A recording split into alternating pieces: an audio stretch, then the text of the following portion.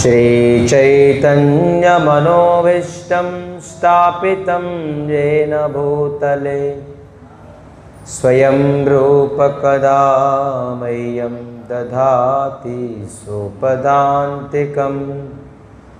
श्रीकृष्ण चैतन्य प्रभो नित्यानन्द श्री अद्वैत गदाधर श्रीवासादि गौरभक्तवृन्द। हरे कृष्णा कृष्ण कृष्ण हरे हरे, हरे राम राम राम हरे हरे। वागीशायस्य वदने लक्ष्मी यस्य च वक्षसि यस्यास्ते हृदयं संवित् त्वं नृसिंहम् अहं भजे, त्वं नृसिंहम् अहं भजे। सर्वप्रथममुगा परम पूज्युलु प्रातः स्मरणीय परमाराध्यलु जगद्वंदनीयुलु SKCM गोसेवा आश्रम संस्था संस्थापक आचार्य मध्य गुरुदेव गुरुकृपामूर्ति ओं विष्णुपाद परमहंस परिप्राजकाचार्य अष्टोत्तरशतसी श्रीमद् भक्ति सौध केशव गोस्वामी महाराज वारी दिव्यपादंलो इदास अनंत कोटि दंड प्रणामం చేస్తూ వారి అహేతు కృపా భిక్ష ప్రార్థన కోరుతున్నాం। तदुपरि परम गुरुदेव त्रिलाभ विष्णु विष्णुपाद परमहंस परिप्राजकाचार्य अष्टोत्तर श्री श्रीमद् जगद्गुरु भक्ति भैरव पुरी गोस्वामी महाराज वारी दिव्यपादंलो इदास अनंत कोटि दंड प्रणामం చేస్తూ వారి అహేతు కృపా భిక్ష ప్రార్థన కోరుతున్నాం।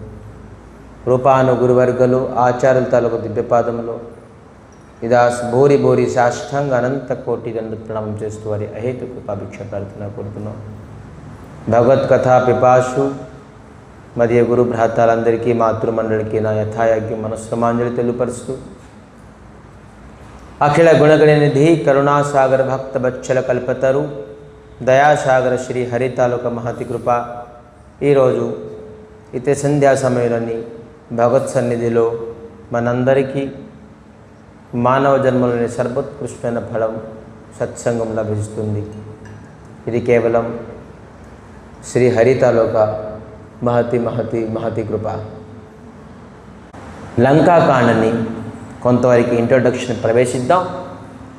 మనం సుందరాకాండ్ వరకు అయిపోయింది రామాయణంలోని లంకాకాండ్ తలకు ఒక 5 minutes ఇంట్రొడక్షన్ చెప్పేసి రేపటి నుంచి విస్తారం ఈ లంకాకాండని మనం ప్రతినిత్యం చెప్పుకుందాం। ఎవరికైతే సమయం ఉన్నదో వాళ్ళు లంకాకాండని ప్రతినిత్యం ఆస్వాదించడానికి మఠంకి రావాలి। లేపని పక్షులని మన ఛానల్లోని వాట్సాప్ ఛానల్లోని యూట్యూబ్ ఛానల్లోని ప్రతినిత్యం ఇది కథ వస్తుంది, దయచేసి వినవచ్చు। ఈ లంకాకాండ వాస్తవంగా ఏంటంటే వానరులు మరి అసురుల తాలూకా ఒక యుద్ధం, అంతే కదా, దీనికి మించిందే ఉన్న లంకాకాండ। వానరులు అంటే ఎవరు? మనం వాస్తవంగా చెప్పాలంటే లంకాలోని సద్గుణం, వీళ్ళందరికీ సద్గుణం ఉన్నది వానరులందరికీ। వీరు ఎవరిపైన దాడి చేస్తున్నారు? లంకాలోని అసురుల రాక్షసులపైన దాడి చేస్తారు। రాక్షసులు అసురులు అంటే ఎవరు? దుర్గుణం, అంతేనా? ఎవరికైతే దుర్గుణం ఉంటుందో వాళ్ళు రాక్షసులతో సమానం। మరి వానరులు ఎవరితో సమానం తెలుసా? దేవతలతో సమానం। రాముడి పక్షులు ఉన్నవి అందరూ దేవతలే। వానరులు అంటే కోతులు అనుకోకండి, వాళ్ళకి తోక ఉన్నది కోతి ఉన్నదని అనుకున్నారేమో। స్వయంగా ఆంజనేయ స్వామి ఎవరి స్వరూపం? మహాదేవులు। రాముడికి సేవించడానికి మహాదేవులు దిగొచ్చారు వానర రూపంగాను। జామవంత్ ఎవరి స్వరూపం? బ్రహ్మదేవుడు। బ్రహ్మదేవుగా మానసపుత్రుడు రూపంగానే బ్రహ్మ స్వయంగా రాముడికి సేవించాలని చెప్పేసి జామవంతు రూపంగా వచ్చారు। ఇలా అనుకున్నారేమో మీరు రామాయణంలోని వీళ్ళందరూ కోతుళ్ళు, వీళ్ళందరూ ఎలుగుబండిలు అని చెప్పేసి అనుకుంటున్నారేమో. లేదు, వీళ్ళందరూ దేవతలు. దేవతలు సద్గుణము, రాక్షసులందరికీ దుర్గుణము. దుర్గుణానికి సద్గుణానికి ఎప్పుడు వైరం ఉంటే ఉంటుంది. ఎప్పుడు ఒక ఎగ్జాంపుల్ ఇస్తాను, వినండి. సుగ్రీవకి అన్యాయం జరిగింది, వాళ్ళని చంపడానికి రాముడు వచ్చాడు. ఆంజనేయ స్వామికి అంత శక్తి లేదా వాళ్ళని చంపడానికి? ఉన్నదిగా. ఆంజనేయ స్వామి మహాదేవులు, తలుచుకుంటే ఆంజనేయ స్వామి అరే లంకాని దాటేసి వెళ్ళిపోయారు, లంకాని దహించేశారు. మరి చునోతి అంటే హెచ్చరించి వచ్చారు, లంకాది నువ్వు రాముడికి శరణం కోరుకోలేదంటే నీ లంకాతో పాటు నీ వంశంతో పాటు నష్టం అయిపోతుందని చెప్పేసి వానరుడు హెచ్చరించి వచ్చారు. అతని దేశానికి వెళ్ళి అతను మొత్తం లంకాని, స్వర్ణమైన లంకాన్ని మొత్తం అగ్నిమయం తగలగొట్టేసి హెచ్చరించి వస్తున్నారు, నువ్వు రాముడిని శరణం కోరుకో, లేదంటే నువ్వు వంశంతో పాటు నీది నిపాతం అయిపోతుంది. అటువంటి వ్యక్తి ఒక వాలిని చంపలేరా? చంపగలరు, కానీ హెల్ప్ చేశారా? ఆంజనేయ స్వామి చేయలే. ఎప్పుడైతే చేయలేదు? ఎప్పుడైతే రాముడు వచ్చారు, రాముడు వచ్చిన తర్వాత వాలిని సంహరించారు. ఎప్పుడైతే మీకు ఎంత సద్గుణం ఉన్నాడనుకోండి, మీరు అందరికీ అన్నదానం చేస్తున్నారు, ఒకళ్ళ కష్టమైతే మీరు డబ్బులు ఇస్తున్నారు, ఎవరికి వివాహం అవ్వకుండా వాళ్ళకి వివాహం చేయిస్తున్నారు, ఎవరికి ఇల్లు లేదు ఇల్లు కడుతున్నారు, అన్ని రకాలైన సద్గుణం మీలో ఉన్నది. కానీ ఎప్పుడైతే మీరు శ్రీహరిని, రాముడిని ఎప్పుడైతే స్మరించలేదో, రాముడి పక్షం ఎప్పుడైతే మీరు రాలేదో, మీరు ఎంత సద్గుణం అయినా కూడాను మీరు మీ తాలూకా ఉన్ని దుర్గుణంతో ఎప్పుడు ఫైట్ చేసుకోలేరు. లాజిక్ని అర్థమైందా? వాలిని కావలిస్తే చంపగలరు. సుగ్రీవ తాలూకా భార్యాన్ని, పిల్లల్ని అన్యాయంగా అత్యాచారంగా తన ముందే తీసుకెళ్ళిపోయారు. పాపం భయపడుతూ సుగ్రీవో ఆంజనేయ స్వామి శరణంలో ఉన్నారు. అయినా కూడా ఏమీ లేదు, అతను రామ్ రామ్ రామ్ అనుకుని ఉన్నారు. కానీ అరే మీ అన్నయ్య నీకు అన్యాయం చేశారు, పద వెళ్దాం తేల్చుకుందాం. లేదు, శరణం ఇచ్చారు, నువ్వు ఇక్కడ ఉండు, నీకేం భయం లేదు. ఎక్కడ? ఏ పర్వతంలోని? ఋషిముఖ పర్వతంలోని. ఋషిముఖ పర్వతంలోని ఉంచారు, ఉండు నువ్వు ఇక్కడ. కానీ ఎప్పుడు ఆంజనేయ స్వామి అమ్మనలేదు, పద మీ అన్నయ్యకి తప్పు చేశారు నిలదీద్దాం పద అనలే. ఎప్పుడైతే రాముడు వచ్చారో, రాముడితో పాటు వెళ్ళి వాలిని సంహరించారు. మనలో ఎంత సద్గుణం ఉన్నా, ఎంతమంది దేవతలు ఉన్నా కూడాను, మన స్వయంగా దేవస్వరూపం అయినా కూడాను, ఎప్పుడైతే మనం రామపక్షం అవ్వమో, రాముడు ఎప్పుడైతే మన హృదయంలో రారో, అప్పటి వరకు మనకి ఎంత సద్గుణం ఉన్నా కూడాను మనం ఈ దుర్గుణం నుంచి జయించలేము. మరొకటి, లంకాకంఠల స్వరూపం ఏంటి తెలుసా? రాముడు 14 సంవత్సరాలు వనవాసాలు చేశారు, అవునా?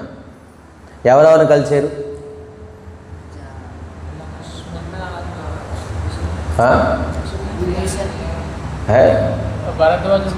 ఫస్ట్ వశిష్ఠ ఋషిని,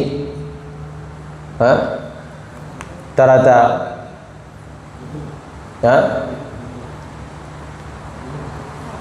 అనసూయ, హతి అనసూయ, శబరిని కలిశారు, కేవట్ని గృహుని కలిశారు. మరి ఋషులు ఎవరు? అగస్త్య ఋషిని కలిశారు, భరద్వాజుని కలిశారు. మరి అనసూయ తరక భర్త ఎవరు? అహల్యాన్ని కలిశారు. ఇటువంటి ఋషుల్ని కలిశారా? వీళ్ళందరినీ ఉద్ధరించారు. అందరూ ఋషులందరినీ ఉద్ధరించారు. కానీ సీతాదేవి ఆలోచిస్తున్నారు, రాముడు 14 సంవత్సరాల వనవాసం చేసేరే, ఈ ఋషుల్ని, మునిల్ని, శబరిని, భక్తులతో ఉద్ధరిస్తారు. మరి పాపాత్మని ఎవరు ఉద్ధరిస్తారు? పాపాత్మను ఉద్ధరించినవి ఎవరు అని సీతాదేవి వెళ్ళి లంకాకి వెళ్ళారు. చూసారా? ఎవరిని ఉద్ధరించడానికి వెళ్ళి? తల్లి స్వరూపము సీతాదేవి, జగజ్జనని. వాళ్ళ కొడుకులు మంచివాళ్ళైనా కూడా చెడు అయినా కూడాను వాళ్ళకి ఆదరిస్తుంది అమ్మ తల్లి. తాగుబోతులని చెప్పేసి విడిచిపెట్టేస్తుందా చెప్పండి? ఎంతైనా నాయన బాబు అని సంజాయించి వేరే తాగకరా మంచిగా ఉంటా అని ఉద్యోగం లేకపోయిన వ్యక్తికి తోలేస్తుందా? చదువుకోలేకపోయిన వ్యక్తికి చేదరిస్తుందా?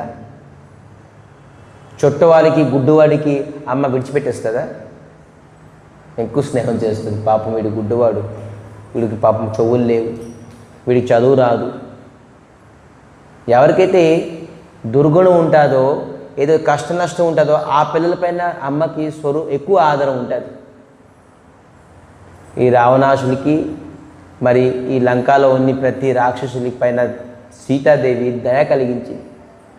అరే వీళ్ళు ఎప్పుడు రాముడితో ఎప్పుడు వీళ్ళ దగ్గరికి వెళ్ళరు, ఎందుకంటే వీళ్ళు అన్ని దుర్గుణం ఉన్నది. వీళ్ళు రాక్షసులు, రాముడు వీళ్ళకి ఎప్పుడు వెళ్ళి ఉద్ధరించారు. చూడండి, తల్లి వేరా, తండ్రి అనుకోండి ఎవరికి ఆస్తి ఇస్తారు? ఎవరైతే ఏ కొడుకైతే ఎలిజిబుల్ పర్సన్, ఎలిజిబుల్ అంటే ఏంటండి? అర్హత ఉన్నాడు, వీడు ఆస్తిని రక్షించగలడు, ఒక కంపెనీ రన్ చేయగలడు, ఒక ఫ్యాక్టరీని రన్ చేయగలడు, నా తర్వాత వీడు చైర్మన్ అవుతాడు, వీడు చేయగలడు. తాగుబోతుడికి ఎప్పుడు ఇవ్వరు, ఉన్న ఆస్తి మొత్తం తాగుబోతుడికి పాడేస్తాడు. తండ్రి ఎప్పుడైనా అర్హత ఉన్న పుత్రుడినే తన తలక ఉత్తరాధికారి రాస్తాడు. కానీ తల్లి అది ఆలోచించదు, అతనికి కూడా కొంత ఆస్తి ఇవ్వాలి, ఎలాగ బతుకుతాడు పాపం. తల్లి స్వరూపం వేరా, తండ్రి స్వరూపం. తండ్రి ఎప్పుడు వెళ్ళలేదు, వాళ్ళ దుష్టలు వాళ్ళ దగ్గరికి వెళ్ళము, వాళ్ళకి మోక్షం ఇవ్వకూడదు, వాళ్ళు మళ్ళీ జన్మం అవ్వాలి, మళ్ళీ పుట్టాలి, మళ్ళీ నరకానికి వెళ్ళాలి అంటారు భగవంతుడు రామచంద్రమూర్తి. కానీ తల్లి జగజ్జనని శ్రీమతి శ్రీ రాధారాణి లంకాకి వెళ్ళి రాముడికి తెప్పించుకుంటారు. చూడండి, ఎక్కడంటే భక్తి లేదు అప్పుడు భగవంతుడు ఉండరుగా. అందుకే ముందు సీతాదేవి వెళ్ళిపోయారు. ఎప్పుడు రావణాసుడు సీతాదేవికి అపహరణం చేసేదని చెప్పి చెప్తారు, వాస్తవమైన రామాయణం కాదు. సీతాదేవి ఒకవేళ తలుచుకుంటే రావణాసుడు ముట్టగలరా?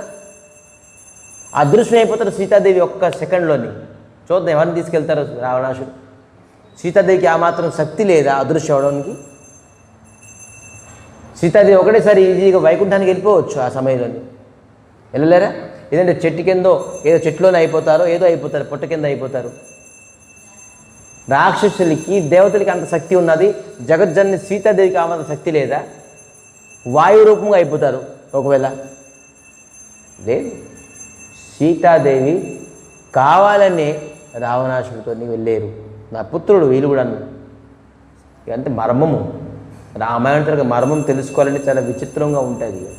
ఇది పైన మనం ఒక స్టోరీ లాగా చూస్తామేమో, లేదు, దీంట్లోని గృహ్యమైన వస్తువు ఉన్నది. సీతాదేవి అందరికీ కళ్యాణం చేయడానికి లంకాకి వెళ్ళారు. పాపాత్మలు వీళ్ళందరూ, రాక్షసులు వీళ్ళందరూ దుర్గుణం ఉన్నది. వీళ్ళకి ఒకటి గుణం లేదు రాముడికి పొందడానికి. సో ఏం చేస్తాను, నేను ముందెళ్ళి రాముడిని తీసుకొస్తాను. చూడండి, లంకాల ముందు సీతాదేవి వెళ్ళి రాముణ్ణి ఎలా తీసుకొచ్చారు? ఏ సాధన ఉన్నది రావణాసుడికి? రావణాసుడి గురించి ఎందుకు వెళ్తాడు రాముడు? మహాపాపాత్ముడు. గోవుల్ని, బ్రాహ్మణుల్ని, వైష్ణవుల్ని, సాధువుల్ని, మహాత్ములు చూస్తే తినేసేవుడు. వీడెప్పుడూ ఉద్ధరించబడ్డు. సీతాదేవి వెళ్ళి మొత్తం లంకాని ఉద్ధరించబడి. ఇది మర్మము, రామాయణతులకు మర్మం. సో ఈ ప్రకారంగాను రావణాసుడు ఈ సంహరించడానికి, లంకాని సంహరించి సీతాదేవి స్వయంగా తన ఇష్టంతో తల్లి స్వరూపంగా, జగజ్జని స్వరూపంగాను సీతాని అపహరణం చేసేసారని చెప్పేసి చెప్తారు. వాస్తవమైన భౌతిక జగత్తులో అందరూ చెప్పొచ్చు రామాయణం. కానీ గృహ్యమైన తత్వం ఏంటి అంటే జగజ్జనని అనుగ్రహం, కరుణామయి సీతాదేవతలకు అనుగ్రహం. మరి నల నీడ అనే ఇద్దరు వీళ్ళు విశ్వకర్మ తరగతి పుత్రులు. నల నీడ వీళ్ళకి ఒక శాపం ఉండేది. ఏంటి ఉండేదంటే, వీళ్ళు చిన్నప్పుడు ఋషులు, మునిలు, సాధువులు, బ్రాహ్మణులు శాలగ్రామాన్ని అభిషేకం చేస్తారు చూసారా? శాలగ్రామ అభిషేకం చేస్తారు, మరి శివలింగాన్ని అభిషేకం చేస్తే వీళ్ళందరూ చూసేదే వీళ్ళు నీళ్ళు పోస్తే చాలా హ్యాపీ అవుతారు. అయితే మనం ఏం చేద్దామని ఈ శాలగ్రామాన్ని సముద్రం పెట్టేసేవారు. వీళ్ళందరూ సాధువులు మహాత్ములు పడుకున్నప్పుడు అక్కడికి వెళ్ళినప్పుడు శాలగ్రామాన్ని శివలింగాల్ని సముద్రంలో వేసేసేవారు నలనీడ. ఎందుకంటే వీళ్ళు స్నానం చేస్తే వీళ్ళకి ఇష్టం, ఇంకా స్నానం ఎందుకు సముద్రంలో ఉంచితే ఇంకా వీళ్ళకి ఇష్టం కొడుతుందని చెప్పేసి ఋషులు మహాత్ములు అందరూ శాపం ఇచ్చారు నలనీడకి, నువ్వు ఏది సముద్రంలో వేసినా కూడాను అది తేలుతుంది అని. అందుకే ఈ నలనీడ ఎంతెంత పర్వతంతో రాయి వేసినా కూడాను తేలేది. ఈ విధానంగా నలనీడ సహాయం చేసుకొని వీళ్ళకి శాపం ఉండేది. ఆ శాపమే రాముడు శరణం కోరుకోవడం వల్ల రాముడు తనకు సేవ అయిపోయింది. చూడండి, మనలోని ఆస్తి లేదో, అంతస్తు లేదో, లేకపోతే ధనం లేదో, ఉద్యోగం లేదో, అందం లేదో, సద్యోగం లేదో, ఏది లేకపోయినా అదొక పెద్ద వరం. ఈరోజు రామకథ వింటున్నాం. మనకు అన్నీ ఉంటే మనం ఇంట్లోనో ఏదో 5 స్టార్ హోటల్లో ఉందో, లేకపోతే సినిమా హాల్లో ఉందో, బీచ్లో ఉందో, ఏదైనా రోడ్డు మీద రోమేలాగా తిరుగుదు బండి వేసుకొని. ఈరోజు ఏదో ఒకటి గంభీరమైన గాథ మన సంసారంలో ఉంది కాబట్టి మనం ఈరోజు గుడికి వచ్చి ఏదో ప్రశాంతి గురించి, శాంతి గురించి ఇక్కడికి వచ్చున్నాం. ఇవన్నీ మనకి దుఃఖము కాదు, ఇది వాస్తవమైన సుఖం. సంసారంలో ఏది లోటుపాట్లు ఉన్నాయో అది దుఃఖం అనుకోకండి ఎప్పుడు. ఒకటి ప్రతికూలమైన ఆశీర్వాదం, ఒకటి అనుకూలమైన ఆశీర్వాదం భగవంతుడిది తెలుసా. అనుకూలమైన ఆశీర్వాదం ఏంటి? ఎవరికి ఆస్తి ఇచ్చేస్తారు, అంతస్తు ఇచ్చేస్తారు, ఉద్యోగం, సద్యోగం, భార్య, పిల్లలు, మానం, సన్మానం, ప్రతిష్ట, బంగారం, వైడూర్యాలు అన్నీ ఇచ్చేసి భగవంతుడి వైపు తీసుకొస్తారు ఒకరికి. దాంట్లోని కొంత అభిమానం రావచ్చు, అహంకారం రావచ్చు, భగవంతులక విముఖము, విస్మృతి కూడా అవ్వచ్చు. విముఖం అంటే అన్నీ నాకు ఉన్నాయి, ఇప్పుడు ఎందుకు వెళ్తాం, గుడికి వెళ్దాం, తర్వాత వెళ్దాంలే అంటాం. విస్మృతి, ఈరోజు నామం ఏం చేస్తాం, ఏం కథ వింటాం, తర్వాత చూద్దాంలే అనుకోవచ్చు. అన్నీ ఉంటే కానీ మనకి ప్రతికూలమైన ఆశీర్వాదం దృష్టి ఉంటే భగవంతుడిది, ఆస్తి, అంతస్తు, ఆరోగ్యం, భార్య, పిల్లలు, ఉద్యోగం, సద్యోగం, మానవ సన్మానం కొద్దిగా హాని అయితే అప్పుడు మనం హాజరైపోతాం. ఎక్కడే కోర్టులోని ఎలాగా తప్పు చేస్తే హాజరైపోతాము, అలాగా మనలో లోటుపాట్లు ఉంటే మనం భగవంతుడి దగ్గర హాజరవుతాం. ఇది ప్రతికూలమైన ఆశీర్వాదం. దుఃఖం వస్తే భగవంతుడికి అనుగ్రహం లేదని అనుకోకండి ఎప్పుడు. ఇది భగవంతుడికి అనుగ్రహమే. ఈరోజు దుఃఖం లేకపోతే మనం ఈరోజు సత్సంగంలో కూర్చుందామా, మనం దేవాలయానికి వద్దుమా, ఈ సత్సంగంలో ఎంత ప్రశాంతంగా మనం కూర్చొని మనం విందుమా? లేదు. ఈ ప్రతికూలు మనకు ఆశీర్వాదం. తల్లి కొంతమందికి బిస్కెట్ ఇచ్చేసి మెప్పించుకుంటుంది. బిస్కెట్తో వెళ్ళిపోతే ఒక లంపకే కొట్టి కూడా మెప్పిస్తుంది. విను, చెవు దులుపుతుంది. భగవంతుడు మనందరికీ చెవు నులిపి లంపకే కొట్టి వినిపిస్తున్నారు భగవంతుడి గురించి. బాబు, ఈ జన్మం తర్వాత నువ్వు వచ్చే జన్మం ఎంత కష్టం, ఎంత నష్టం తెలుసా? నువ్వు ఈ మనిషి జన్మం పొందేవు, దుర్లభమైన మనిషి జన్మము. నువ్వు సద్వినియోగం చేసుకో, నా శరణం కోరుకో. అన్యథా శరణం నాస్తి తమేవ శరణం మమ, తస్మాత్ కారుణ్య భావేనో రక్ష నాథన. ఏ జనార్దన, నువ్వు తప్ప నాకు ఇంకెవరు రక్షించలేరు. దేవతలందరూ రక్షించలేరు మనకి. దేవతలు అంటే ఎవరు? సద్గుణం. మనలో ఎంత సద్గుణం ఉన్నా కూడా మనకి ఎవరు రక్షించలేరు ఎప్పుడైతే మనం రామశరణం కోరుకోలేదు. మీ జీవితంలో అంత సద్గుణమే, కానీ మీరు దుర్గుణంతో ఎప్పుడు మీరు ఫైట్ చేయలేరు. ఏదో ఒక దుర్గుణం మీకు పరాస్తం అంటే ఓడించేస్తుంది. కామమో, క్రోధమో, లోభమో, మదమత్సరాలో, ద్వేషమో, ఈర్ష్యాయో ఏదో ఒకటి మీకు ఓడించేస్తుంది ఎంత సద్గుణం ఉన్నా కూడా. మీరు ఎప్పుడు రామపక్షం అయిపోతారో, శ్రీహరిపక్షం అయిపోతారో, దేవతలు కూడాను స్వచ్ఛందంగాను స్వర్గలోకంలోనే ఆనందపడుతున్నారు. కానీ ఎప్పుడైతే రాక్షసులు వచ్చి దాడి చేశారో వాళ్ళు కూడాను శ్రీహరి తలకు శరణం కోరుకున్నారు. స్వర్గలోకంలోని వాళ్ళకి అందరికి తోలేశారు. ఎవరు? బలి చక్రవర్తి స్వర్గంకి వెళ్ళి దాడి చేసేసారు. ఇంద్రుడితో సహా ఏ దేవతలు కూడాను ఆ స్వర్గంలో ఉండడానికి వీలు లేదు. అందరూ పరిగెట్టారు. అరే బాబు, బలిచక్రవర్తి మహాబలవంతుడు, మహా తేజోమయం, వీడితో ఇప్పుడు మనం యుద్ధం చేయలేము, మనం స్వర్గం విడిచిపెట్టి వెళ్ళిపోదాం. వాళ్ళ ఇల్లు వాళ్ళు ఖాళీ తీసుకుని వెళ్ళిపోయారు. స్వర్గలోకంలో ఎంత స్వచ్ఛందంగానూ బంగారం మంచంలోనే ఉండేవారు, బంగార సింహాసనంలో ఉండేవారు. వాళ్ళకి ఏది కావలిస్తే అది వాళ్ళ చేతిలో వచ్చి పడేది. అటువంటి స్వర్గము రాక్షసుల తాలూకా భయంతో విడిచిపెట్టి వెళ్ళిపోయారు. ఎవరి శరణం కోరుకున్నారు? రాముడు శరణం, శ్రీహరి శ్రీ విష్ణుమూర్తి శరణం కోరుకున్న తర్వాత వాలి చక్రవర్తి దగ్గరికి నుంచి మళ్ళీ స్వర్గాన్ని తీసుకొని మళ్ళీ దేవతలకి ఇచ్చారు. ఎవరు? శ్రీహరి. మనలో ఎంత సద్గుణం, ఎంత దేవతల రూపమైన సద్గుణం ఉన్నా కూడాను మనకున్ని దుర్గుణంతో మనం ఎప్పుడు జయించలేము. మనం జయించగలమంటే ఎప్పుడైతే మన శ్రీహరి మనతో పాటు ఉంటారో, మనం శ్రీహరితో పని మనం శరణం కోరుకుంటాము. సో అందుకే విధానంగాను మనం రామాయణం తెలుసుకోవాలి. ఇది దేవతలు మరి అసురుల తాలూకా ఫైటింగ్, యుద్ధము. ఇది లంకాకాండ. రేపు మనం లంకాకాండని మరికొద్దిగా విస్తారంగా చర్చించుకుందాం. ఎప్పుడైతే నలనీడ ఈ సింధుని, ఈ సేతుని సముద్రం మధ్యలోని కట్టారో, ఇప్పుడు అందరూ నల, నీడ, జాంబవంతో, సుగ్రీవ, అందరూ వానర సైన్యులు అందరూ వెళ్తున్నారు. ఎక్కడికి? లంకాకి. ఇది రామచంద్ర మానసులో లేదు, వేరే రామాయణంలో ఉన్నది. రాముడు మహాదేవుల్ని, శంకరుని స్థాపిద్దామని ఆశ కలిగిందట. ఎందుకంటే ఏదైనా కార్యం చేసే ముందు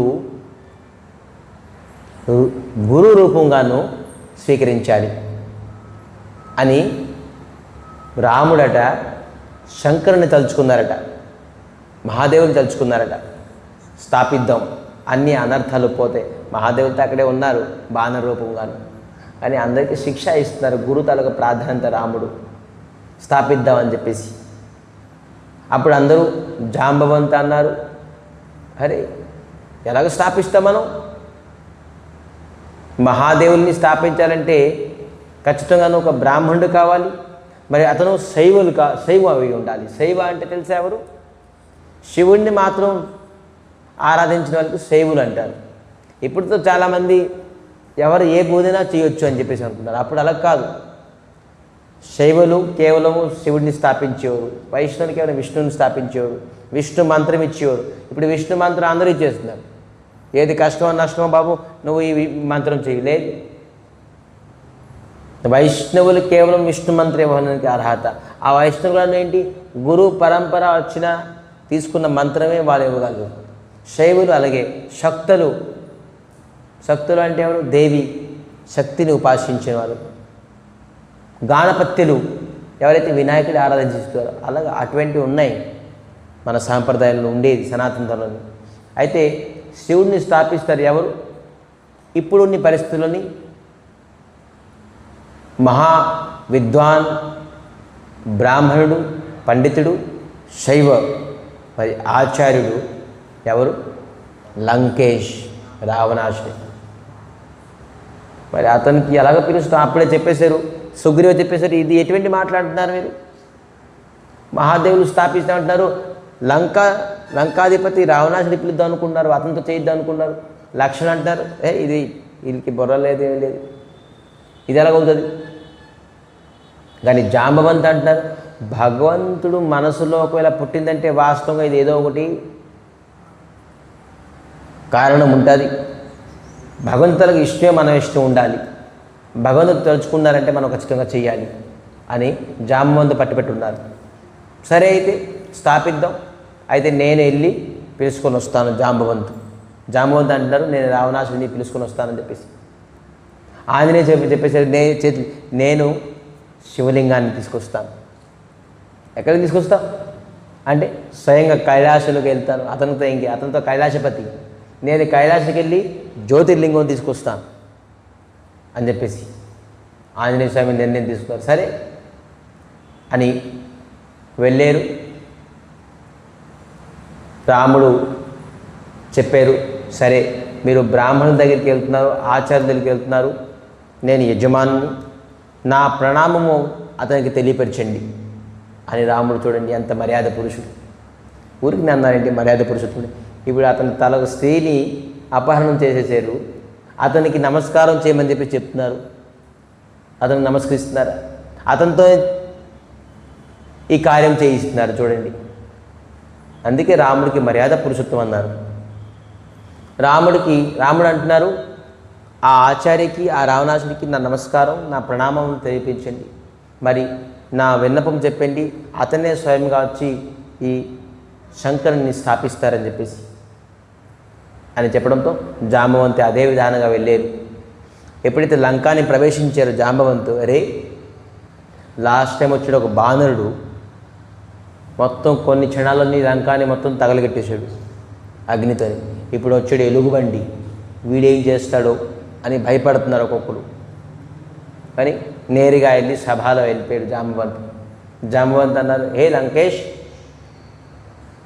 లంకేష్ తెలుసు జాంబవంతుల శక్తి ఏంటి, ఎవరు అనేది.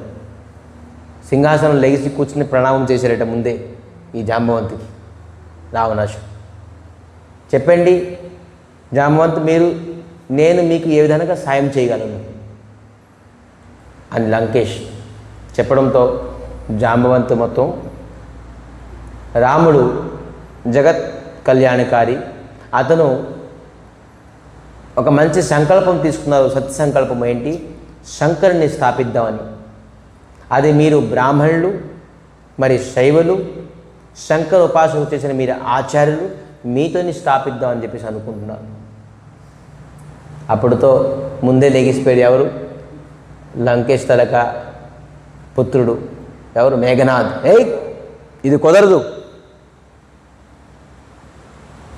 రాముడు దేనికి స్థాపిస్తారో నాకు తెలుసు, లంకా పైన దాడి చేయడానికి స్థాపిస్తున్నారు. ఇది ఎప్పుడు మా నాన్న రారు, ఎప్పుడు స్థాపించరు. లంకేష్ వెంటనే అంటే ఎప్పుడైతే ఆచార్య అన్నారో జాంబవంతు, మీరు శ్రేష్ఠమైన ఆచార్యులు అంటే లంకేష్ అప్పుడు కూల్ డౌన్ అయిపోయారు. అదే నాకు మొట్టమొదటి వ్యక్తి ఆచార్య అన్నారు. నేను ఇప్పటివరకు నేను ఒక రాక్షసుడిని అనుకున్నాను, కానీ నేను బ్రాహ్మణ్ణి, ఒక ఆచార్యుని అని చెప్పేసి నేను ఇప్పుడు మర్చిపోయాను. అయితే ఆచార్య పదవిలోనే అతను నిల్చున్నారు. ఎవరికి అలా పుత్రుడు ఎవరు, మేఘనాథ్. చెప్పి తోర్బోయ్ నువ్వెవరు, నా ముందు మాట్లాడుతున్నావు, నిర్ణయం తీసుకుని నేను ఉన్నాను అని చెప్పేసి జాంబవంతు చెప్పారట. హే జాంబవంత్, వానర దళ సేనాపతి ఎవరు, సుగ్రీవుడు. మరి ఎలుగుబండులు అందరూ ఉన్నారు, వాళ్ళ సేనాపతి ఎవరు, జాంబవంతు. ఇప్పుడు నేను నీకు బంధించేసాను అనుకోండి, నువ్వు దూతగా వచ్చావు, నేను నీకు బంధించేస్తాను అంటే రాముడి తలకు సగం బలం బంధించినట్టే కదా. నేను ఇప్పుడు ఈ క్షణం నీకు బంధించేస్తాను. కానీ జాంబవంతు ఏం చెప్పేస్తే తెలుసు, జాంబవంతు చెప్పారు, నేను ఒక క్షణంలోని నీ తాలూకా లంక తలకు అసురుడిని సంహరించే శక్తి నాకు ఉన్నది, అయినా నేను సంహరించాను, నేను దూతగా వచ్చాను. రెండవది, నాకు లక్ష్మణుడు ఏం చెప్పే తెలుసా, లక్ష్మణుడు నాకు పశుపాతి ధనుర్బాణం నాతో పాటు విడిచిపెట్టేది, నువ్వు ఇటువంటి వేషాలు వేస్తావని. నా ఎంట వస్తుంది, నువ్వు ఒకవేళ వ్యతిరేకంగా అంటే ఎన్ని గడిలు ఇచ్చారట జాంబవంతికి, ఒకవేళ ఎన్ని గడిలోని జాంబవంతి తిరిగి రాలేదనుకోండి, ఆ పశుపతి అస్త్రము మొత్తం లంకాతో పాటు లంకాధీశుని, లంకా తలకు వంశాన్ని నష్టం చేసేస్తుందట. అటువంటి సంధానం చేసేసి పంపించారట లక్ష్మణుడు. పశుపతి అస్త్రం ఇన్ని గడిలో రాకపోతే నేను, నా సమయం అవుతుంది, ఎన్ని గడిలో రాకపోతే నువ్వు నీ లంకాలో మొత్తం ధ్వంసం అయిపోతుంది. ఆడి లక్షణం ఈ పశుపతి అస్త్రము సంధానం చేసేసారు. బ్రహ్మాస్త్రం 2 సార్లు అస్త్రం సంధానం చేయవచ్చు. ఇటువైపు ఒక వ్యక్తి బ్రహ్మాస్త్రం వేస్తే అటుపక్క కొట్టిన వ్యక్తి కూడాను బ్రహ్మాస్త్రం వేయవచ్చు. కానీ పాశుపత్రి అస్త్రం ఒకటేసారి ఎవరైనా ఉపయోగించగలరు. ఇటుపక్క ఒకసారి ఎవరైనా పశుపతి యంత్రం వేసారనుకోండి, అవతల పక్క అయిందానికి అవకాశం మరి లేదు. అది పశుపతి యంత్ర తలక స్వభావం అటువంటిది. ఇటు ఆల్రెడీ వేసేసారు. లంకా దగ్గర లంకాధిపతి దగ్గర ఉండేది పెద్ద అస్త్రం ఏంటి? పశుపతి అస్త్రమే. అది ఆల్రెడీ ఎవరు వేసేసారు? లక్ష్మణుడు వేసేసారు. ఇతనికి మరి ఉపయోగం కూడా లేదు, సరెండర్ అయిపోయారు. సరే, నువ్వెంత చెప్తున్నావు, ఇదే నాకు మేలు, నేను వస్తున్నాను అని. చూసారా, ఇది రామాయణం, అద్భుతమైన చరిత్ర. సరెండర్ అయిపోయారు. సరే, నేను వస్తాను, చెప్పండి, నేను రాముడికి నేను కార్యక్రమం. రావణాసుడట పుష్పక వాహనంలోని మళ్ళీ చెప్తున్నారు, అతను ఒక వైరాగి, అడవిలో ఉంటున్నారు, అతనికి స్థాపించని మనోభావన ఉన్నది, కానీ సామగ్రి ఏమున్నదో తెలియదు, అతనికి ఏమి కావాలో అన్ని సమకూర్చలేదు. నేనే యజమాంతరకు హితం చేయడానికి సామగ్రిని పట్టుకొని వస్తానని చెప్పేసి పుష్పక వాహనాలని పురోహిత రూపంగాను సముద్ర తీరానికి వెళ్ళారట. ఆ తీరానికి రావణాసుడు ఈ విధానంగానే శంకరుని స్థాపించి సామగ్రిలు, ఆ కలశ స్థాపన, ఆ తాలూకు మంత్రాలు, తంత్రాలు అద్భుతం. ఇటువంటి ఎవరు నా భూతో భవిష్యత్తు ఆ విధానంగా చేయలేదు ఎవరు. శంకరుని స్థాపన ఆ విధానంగాను చేశారు. ముహూర్తం దగ్గర వస్తుంది. శివలింగం అడిగారు. ఏది శివలింగం? ఆంజనేయ స్వామి వెళ్ళారు, ఇంక రాలేదు. ఆంజనేయ స్వామి అక్కడ శంకరుడు అగస్త్య ఋషి కథ చెప్తున్నారు, శంకరుడు లీనమై ఉన్నారు. ఆ కథ హరికథ చెప్తే అతను లీనమైపోతారు. నేను డిస్టర్బ్ చేయకుండా ఆంజనేయ స్వామి వింటున్నారు, ఇతను కూడా. ఆ సమయంలో లేట్ అయిపోతుంది. ఇటుపక్క ముహూర్తం, ఇతనితో ఆచార్యులు, ముహూర్త బలం ఎక్కువ ఉంటుంది. ఈ ముహూర్త బలంలోని మీరు శంకరుణ్ణి స్థాపిస్తే మీరు అనుకోని పని సిద్ధం అవుతుంది, లేకపోతే మీరు అనుకోని పని సిద్ధం అవ్వదు అని అతనే చెప్తున్నారు. మళ్ళీ అతను అనుకున్న పని ఏంటి? రాముడు అనుకున్న పని చూడండి, ముహూర్తం అదే కట్టారు ఇతను. అందుకే రావణాసుడే ముహూర్తం కట్టారు. ఈ ముహూర్తాన్ని శంకరుని స్థాపిస్తే మీరు అనుకుంది సాధించగలరు, లేదంటే మీరు సాధించలేరు. అందుకే వెంటనే మీరు నాకు ఒక శివలింగం ఇవ్వాలి అని చెప్పేసి చెప్పారట. మరి లంకేష్ చెప్పారట, ఇటు విచిత్రమైన రామాయణం ఉన్నది. మనం ఒక రామాయణం కాదు, అనేక రామాయణం ఉన్నది. లంకేష్ చెప్పారట, మీరు శివుడిని స్థాపించారంటే మీరు వివాహమై ఉన్నారు, ఖచ్చితంగా మీ భార్య ఉండాలి పక్కన. మీ భార్యని పిల్లండి. రావణాసుడు అంటున్నారు. ఆ భార్య ఎలా పిలుస్తారు? నువ్వుతో పట్టుకుని వెళ్ళున్నావు అక్కడికి. మళ్ళీ రాముడికి అన్నారట, లంకేష్, నేను సీతాదేవిని పుష్పక వాహనం తీసుకొస్తాను, మళ్ళీ జాగ్రత్తగా నాకు గొప్ప చెప్పారు, అప్పుడే నేను తీసుకొస్తాను చెప్పు. సరే, రాముడు ఒప్పుకున్నాడట. వెళ్ళి పుష్పక వాహనం తీసుకొచ్చి అశోక వాటి నుంచి సీతాదేవిని కూర్చోబెట్టి సీతాదేవి రాముడితో సహా ఈ శంకరుని స్థాపించారట. చూడండి, ఇటువంటి విచిత్రమైన కథ. మరి శివలింగం కావాలి అని పక్షంలోని సీతాదేవి రాముడు స్వయంగా ఆ ఇసుకతోని శివలింగాన్ని తయారు చేశారట. స్వయంగా స్వహస్తాలతోని రాముడు సీతాదేవి. ఆ ముహూర్తం బలం వెళ్ళిపోతుంది, ముహూర్తం దాటేస్తుంది అని చెప్పేసి బాలుకాతోని శివలింగాన్ని తయారు చేశారు. ఆ శివలింగాన్ని లంకేష్ స్థాపించారు. ఇటువంటి లంకేష్, ఇటువంటి రాముడు కథ, ఇటువంటి తలొక ఆంజనేయ కథ, ఇటువంటి శంకరుడి కథ, ఇవన్నీ మర్మము తెలుసుకోవాలంటే నా దేవుడు గొప్ప, మీ దేవుడు గొప్ప అని కాదు. రాముడు ఏం చేశారు? ఒక ఆదర్శమైన మానవుడు మనిషి రూపంగా ఏమి చేయాలని చేశారు, భగవంతు రూపంగా చేయలేదు. గురువుకి, శంకరుడికి, మహాదేవుడికి ఎలాగ స్థాపించాలి, ఎంతవరకు ప్రాధాన్యత ఇవ్వాలి అని చెప్పేసి గురువుకి రాముడు మనకి నేర్పించారు. నిరంతరంగా మహాదేవులు, శంకరుడు రామ్ రామ్ రామ్ రామ్ నిరంతరంగా స్మరిస్తుంటారు. అతనికంట గురువు ఇంకెవరో లేరు. ఆది శంకరాచార్యులు ఎవరి స్వరూపము? మహాదేవుడి తల స్వరూపం. సో అటువంటి ఆచార్యు, అటువంటి గురువు స్థానంలోని రాముడు మహాదేవుని స్థాపించారు. సో ఇటువంటి మర్మం తెలుసుకోవాలి. దీని తర్వాత ఎలాగ స్థాపించారు, స్థాపించి ఏ ప్రకారంగానూ రేపు సస్పెన్స్గా మనం ఇతని పేరు ఏం పెట్టారు ఏంటి ఇవన్నీ మనం రేపు తెలుసుకుందాం. రేపు సండే కాబట్టి అందరూ ఈ లంకాకాండని మనం కొంతవరకు ప్రవేశించాం. రేపు ఇంకొద్దిగా మరికొద్దిగా మనం డీటెయిల్స్గా ఒక్కొక్కటి మనం సీరియల్లోని సినిమాలోని కొన్ని తెలుసుకోలేము, కొన్ని వినలేము. కానీ అద్భుతమైన రామాయణం అనేటువంటి సత్సంగంలోని అనేక దృశ్యాలు, అనేక కథ, అనేక మర్మము తెలుసుకొని మన జీవితాన్ని పవిత్రం చేసుకుందాం, కర్ణాన్ని పవిత్రం చేసుకుందాం, మనకు భగవంతుడు ఇచ్చిన ఈ సమయాన్ని కూడా పవిత్రం చేసుకుందాం, మనకు ఇచ్చిన బుద్ధి, వివేకం, ఇంద్రియాన్ని కూడా స్వార్థత చేసుకొని మన రథాన్ని సత్మార్గంలోకి తీసుకువెళ్దాం. ఇదే జగన్నాథ రథాయత మర్మము. ఈ విధానంగా ఇక్కడ కథాన్ని ఇక్కడ విరామం చేసి 2 minutes అందరూ భగవంతుడి తలక నామాన్ని స్మరించి ఈ కథాన్ని ఇక్కడ విరామం చేద్దాం. వంశాకల్పతరుభ్యశ్చ కృపా సింధుభ్యైవ చ పతితానం పావనేభ్యో వైష్ణవేభ్యో నమో నమః.